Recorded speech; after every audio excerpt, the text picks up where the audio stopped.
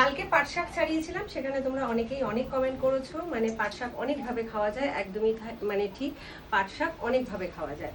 কিন্তু বেসিক্যালি আমার না পাট শাক ওই একভাবেই ভালো লাগে, কারণ ছোট থেকে ওইভাবেই খেয়েছি, ওইভাবেই ভালো লাগে।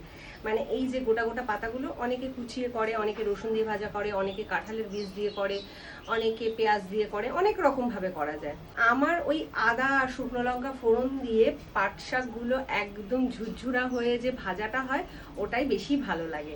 তোমরা অনেকেই এই মানে আমি কিভাবে পাট শাক রান্না করি সেই রেসিপিটা চেয়েছো। তা সত্যি কথা বলতে গেলে না, আজকে আমি খুব প্রেশারে আছি, মানে আমার একটু চাপ রয়েছে, দুপুরবেলা একটু পার্লারের কাজও রয়েছে, রেসিপি শেয়ার করতে গেলে অনেক সময় সাপেক্ষ ব্যাপার। তাই আজকে আমি মানে ভীষণভাবে দুঃখিত, রেসিপিটা শেয়ার করতে পারছি না। তবে আমি মুখে বলে দিচ্ছি কিভাবে পাট শাকগুলো করবে। এই দেখো, আমি পাট শাকগুলো খুব সুন্দর করে ধুয়ে নিয়েছি এবং একটা ঝাঁঝরা থালার মধ্যে জল ঝরাতে দিয়ে দিয়েছি, জল পুরো ঝরে যাবে। এইবার কড়া গরম হলে কড়ার মধ্যে পুরো শুকনো পাট শাকগুলো দিয়ে দেবো, কোনো তেল ফেল কিচ্ছু দেবো না। পাট শাকগুলো মানে নুনও দেবো না, কিন্তু পাট শাকগুলো যখন একদম মানে কি বলবো ঝুরঝুরো টাইপের হয়ে আসবে, তখন তার মধ্যে অল্প একটু হলুদ আর অল্প একটু লবণ দিয়ে আবারও নাড়াচাড়া করে, আবারও মানে ছাড়া ছাড়া করে পাট শাকগুলো ভাজবো। ভেজে তারপরে পাট শাকগুলো নাবিয়ে নেবো একটা অন্য পাত্রে।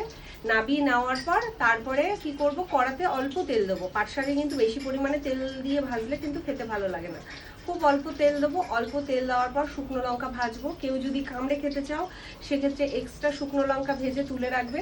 তারপরে আদা, মানে ধরো এতগুলো পাট শাকে এতটুকু মতন আদা থেতো করে ওই আদাটা ফোড়নে দিয়ে দেবো।